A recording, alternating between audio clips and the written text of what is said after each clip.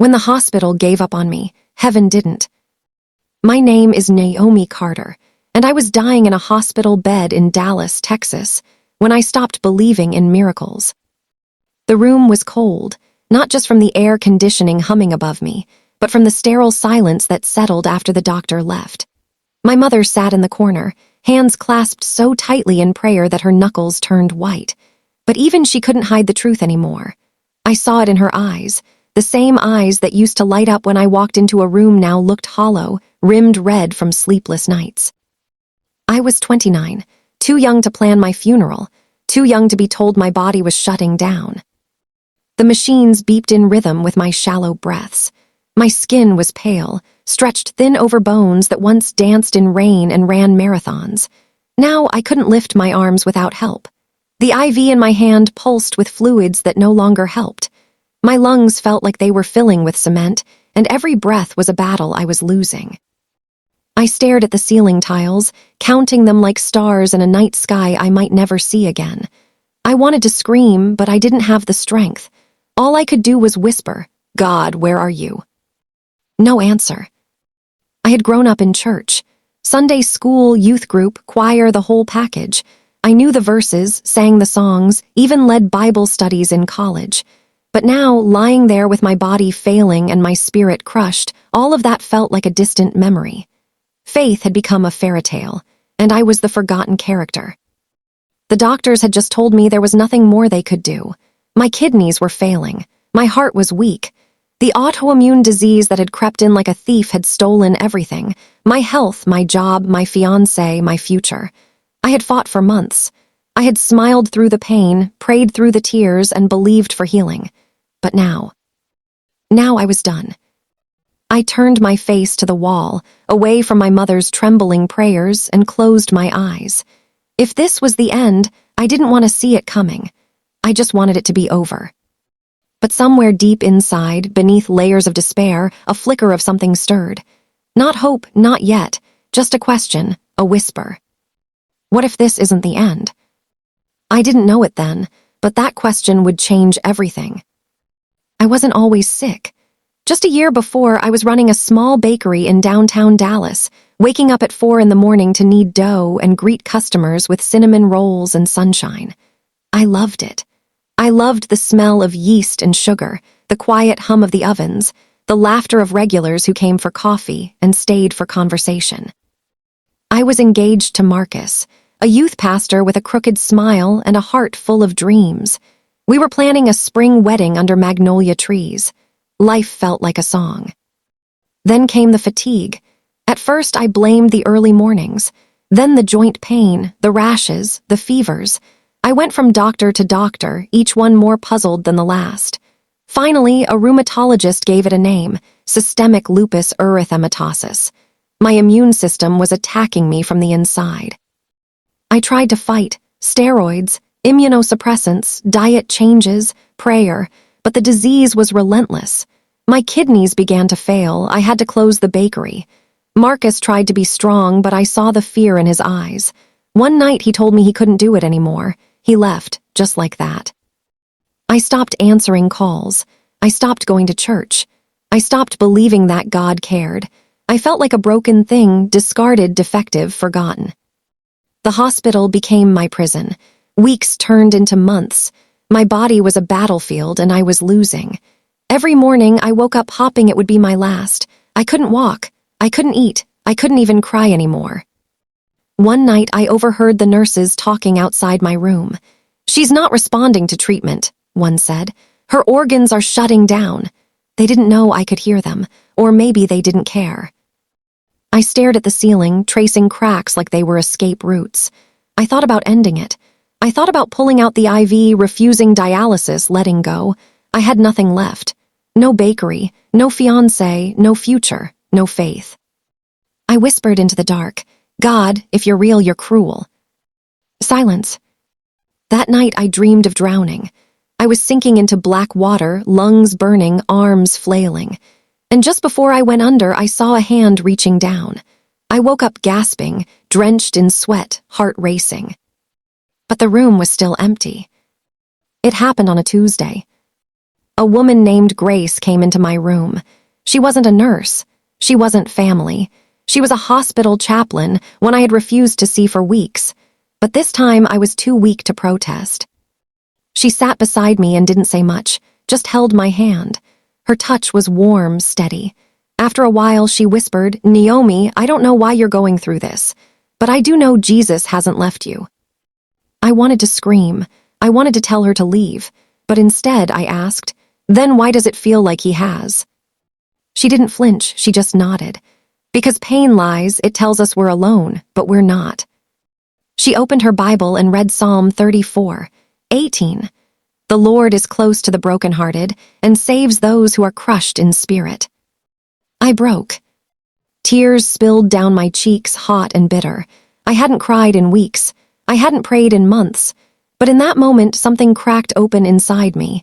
Not a flood of faith, just a flicker, a whisper. Maybe he hadn't left. The next morning, I asked for breakfast. It shocked the nurses. I hadn't eaten in days. I asked for scrambled eggs and toast. They brought it and I finished every bite. I started sitting up. I started talking again. I asked Grace to come back. We prayed together, not for healing, just for peace. And somehow peace came. My vitals improved. My kidneys stabilized. The doctors were stunned. "We don't understand," they said. "It's like your body's fighting again." But I knew. It wasn't just my body, it was my spirit. I began journaling. I wrote letters to Marcus I never sent. I forgave him. I forgave myself. I started reading scripture again. Slowly, quietly, like someone relearning a language they once loved. 3 weeks later, I walked down the hallway with a walker. The nurses clapped. My mother cried. Grace smiled. I wasn't cured, but I was healing, inside and out. The doctors called it unexpected recovery. I called it grace. I left the hospital with a new kind of strength, not the kind that comes from muscles, but the kind that comes from surrender. Leaving the hospital felt like stepping into a new world, one I wasn't sure I belonged to anymore. My legs trembled as I walked out the automatic doors, sunlight warming my skin for the first time in months. My mother held my arm, steadying me. I looked around at the cars, the trees, the people rushing past, and I felt like a ghost among the living. Back home, everything had changed. My apartment was quiet, untouched. The bakery had been sold. My phone was filled with unanswered messages and missed calls. I didn't know where to start. So I started small. I made tea. I sat by the window. I read Psalm 23 aloud, voice cracking over the words. Even though I walk through the valley of the shadow of death, I had walked through it, and somehow I was still here. Recovery wasn't glamorous. It was slow, painful, and humbling. I had to relearn how to cook, how to walk longer distances, how to trust my body again. I joined a support group for women with chronic illness. We met in a church basement every Thursday. We cried. We laughed. We shared stories of pain and survival. One day, I told my story. I didn't plan to, but when a young woman named Tasha broke down, saying she felt forgotten by God, something stirred in me. I took her hand and said, "I know that feeling, but I also know what it's like when he shows up." The room went quiet, and I told them about grace, about the dream, about the eggs and toast, about the miracle. That night, I went home and wrote it all down. Not for anyone else, just for me. But it felt like planting seeds in soil I thought was dead. Months passed. My strength returned. Not fully, I still had flare-ups, still needed medication, but I was living again. One morning, I got a call from Grace. She had heard about my story through the Chaplain Network. "Would you be willing to share it at our women's conference?" she asked. I hesitated. I wasn't a speaker, I was a baker, a survivor, but something in me whispered, "Say yes." So I did. Standing on that stage, heart pounding, I told my story. I didn't sugarcoat it. I spoke of the pain, the abandonment, the anger, but I also spoke of the peace, the presence, the miracle. When I finished, the room was silent. Then someone stood, then another. And soon women were coming up to me, hugging me, crying, saying, "That was me, that is me." I realized then, my pain had become my platform. One evening, I found an old box in my closet. Inside was a letter I had written to Marcus but never sent. I read it slowly, tears slipping down my cheeks. I had forgiven him, but I had never released the weight of what we lost. So I wrote a new letter. Not to him, to Jesus. I poured out everything. The anger, the questions, the gratitude. I wrote, "You didn't heal me the way I asked, but you healed me in ways I didn't know I needed." I folded the letter and placed it in my Bible. That night, I slept peacefully. For the first time in a long time, I wasn't afraid of tomorrow. A few weeks after the conference, I received an email from a woman named Linda. She had been in the audience that day and wrote, "Your story reminded me that God hasn't forgotten me. Would you come speak at our recovery group?" I stared at the screen, heart pounding. Me, speak again. I wasn't a preacher. I wasn't healed. I still had bad days. But something inside whispered, this is part of the healing. So I said yes. The group met in a small community center in Fort Worth. 20 women sat in folding chairs, eyes tired but open. I shared my story again, this time with more honesty, more vulnerability. I told them about the bitterness, the breakdown, the dream, the eggs and toast. When I finished, Linda hugged me and said, "You didn't just speak, you showed us how to breathe again." Word spread. I started getting invitations, churches, support groups, even a podcast. I wasn't trying to build a platform. I was just telling the truth. Each time I spoke, I saw the same thing. People leaning in, tears glistening, hearts softening. Not because I was eloquent, but because pain recognizes pain, and healing gives hope. I met a woman named Carla who had lost her son to cancer. She said, "I stopped praying after he died, but tonight I whispered one again."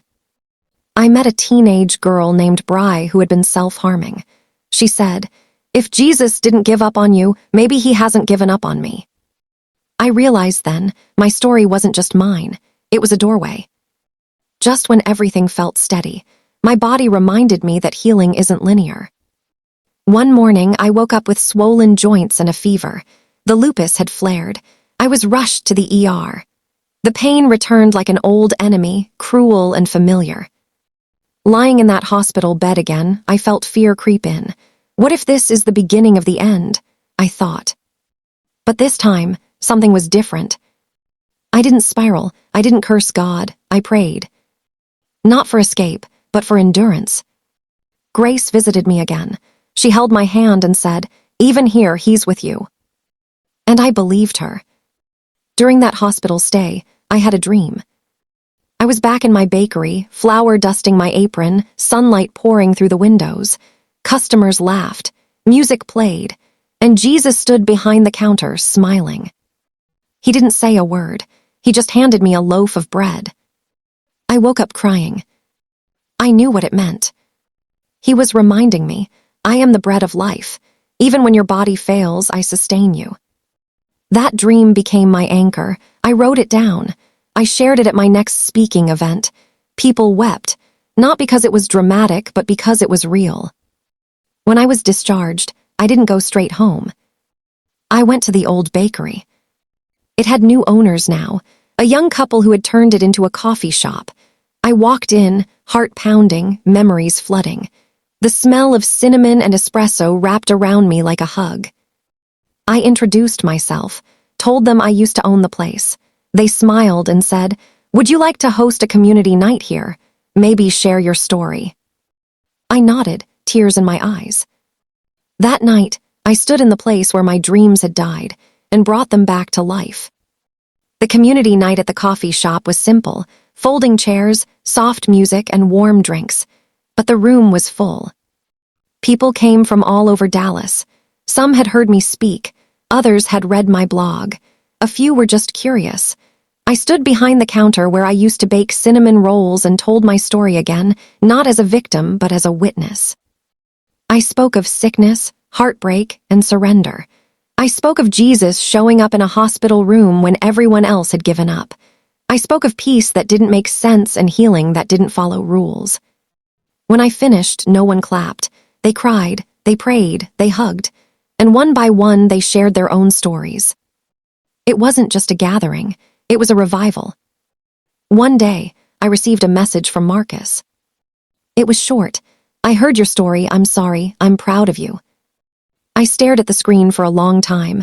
I didn't feel anger. I didn't feel longing. I felt peace. I replied, thank you, I forgive you, I hope you're well. That was it. Restoration doesn't always mean reunion. Sometimes it means release. And in that moment, I let go of the last piece of bitterness I had been carrying. I was free. A local church invited me to lead a monthly gathering for women battling illness and loss. They called it The Table. We met in a circle. No stage, no spotlight, just stories. Scripture and support. I watched women come in broken and leave braver. I saw prayers whispered through tears. I saw healing happen, not always in bodies, but in hearts. One night, a woman named Joy said, I came here ready to give up, but now I believe again. I smiled and whispered, that's what heaven does, it never gives up. I was asked to speak at a national women's conference. Thousands of women, bright lights, big stage. I stood there, heart pounding, and said, I'm not here because I'm strong. I'm here because Jesus met me in my weakest moment. I told them about the hospital, the dream, the bread, the flare-ups, the forgiveness. And then I said, if you're in a place where the world has given up on you, I want you to know heaven hasn't. Jesus still works wonders, not always in the way we expect, but always in the way we need. The room erupted, not in applause, but in worship. Women rushed to the altar. Some fell to their knees. Others raised their hands. I watched from the stage, tears streaming as heaven met hurting hearts. After the conference, my inbox flooded with messages. Women from across the country sharing their battles, cancer, depression, abuse, loss. Each one ended the same way. Thank you for reminding me I'm not forgotten. I replied to every single one. My mother started coming to the table meetings. She had watched me nearly die, and now she watched me bring life to others. One evening, she pulled me aside and said, I prayed for your healing, but God gave you something bigger. He gave you a voice. I hugged her tight, realizing she had been my anchor when I had none. The coffee shop became a sacred space. Every month people gathered. We didn't just talk about faith, we lived it. We prayed for the sick, encouraged the weary, celebrated the victories. Some months I didn't even speak. I just listened, and that was enough. One night, a man named David showed up.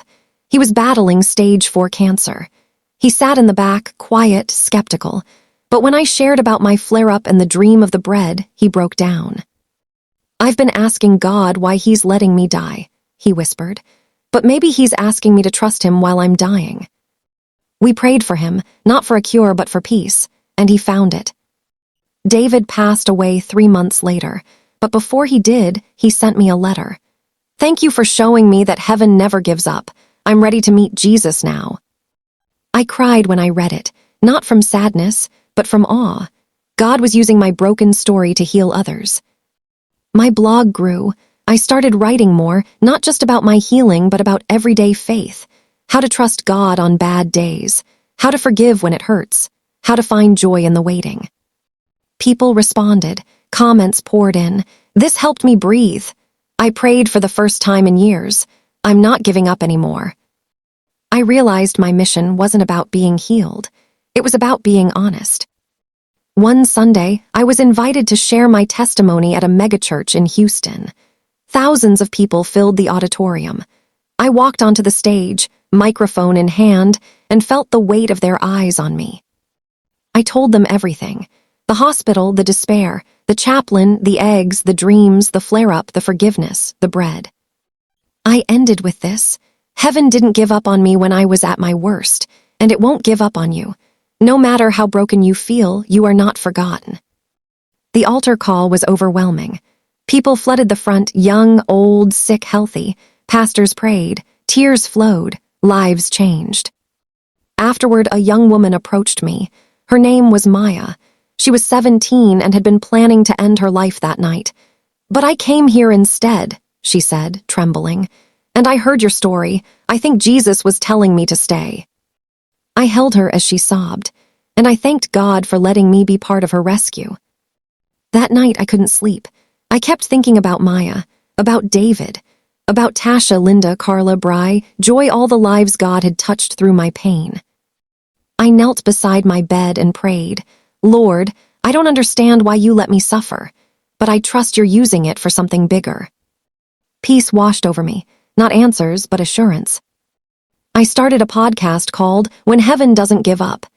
Each episode featured someone who had experienced God's faithfulness in their darkest hour: cancer survivors, abuse victims, addicts in recovery, grieving parents.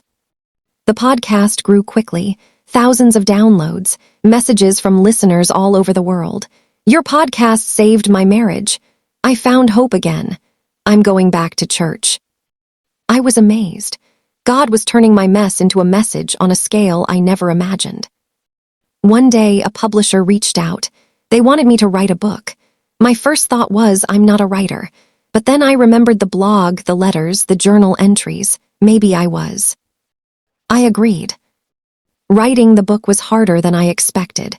Reliving the pain, remembering the hospital, facing the fear all over again.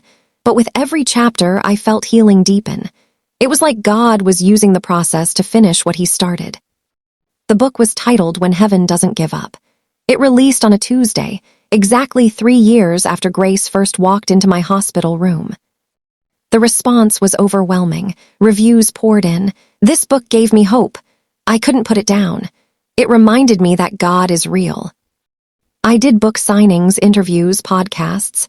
Everywhere I went, people shared their stories with me, and every story reminded me I wasn't special. I was just willing. One afternoon, I received a package in the mail. Inside was a letter from a woman named Rebecca. She wrote, I was in the hospital dying when a nurse gave me your book. I read it in one night. The next morning, I asked for breakfast, just like you, and I'm healing now. Thank you for not giving up. I sat on my couch and cried. This was why. This was the purpose of every painful moment. At the table, we celebrated the book's release. Women brought their copies for me to sign, but more than that, they brought their stories, each one a testament to God's faithfulness. One woman, named Evelyn, shared that she had been estranged from her daughter for 5 years. After reading the book, she reached out. They reconciled. Your story about forgiving Marcus gave me the courage to forgive her, she said. Another woman, Patricia, had been battling addiction. I've been sober for 6 months, she announced. Your words reminded me that Jesus didn't give up on you, so he won't give up on me. I watched in awe as God wove our stories together, creating a tapestry of redemption. My health continued to fluctuate. Some days were good, some were hard, but I learned to embrace the rhythm. On bad days, I rested and prayed. On good days, I served and shared. One morning, during a particularly rough flare-up, I felt discouraged. I whispered, God, am I still useful like this? A verse came to mind. My grace is sufficient for you. For my power is made perfect in weakness. I smiled through the pain. Even in my weakness, he was strong. Grace and I stayed close. She became more than a chaplain. She became a friend, a mentor, a sister. We met for coffee once a month, and she always reminded me, you're not just telling a story, you're living a testimony. One day, she told me about a young chaplain in training named Alicia who wanted to meet me. Alicia had read my book and felt called to hospital ministry. We met at the coffee shop. Alicia was nervous but passionate. Your story showed me that chaplains don't just offer comfort, she said. They offer hope. I smiled, and sometimes they offer scrambled eggs and toast. She laughed and we talked for hours. I shared what Grace had taught me. That presence matters more than words, that listening is a form of love, that God shows up in the smallest moments.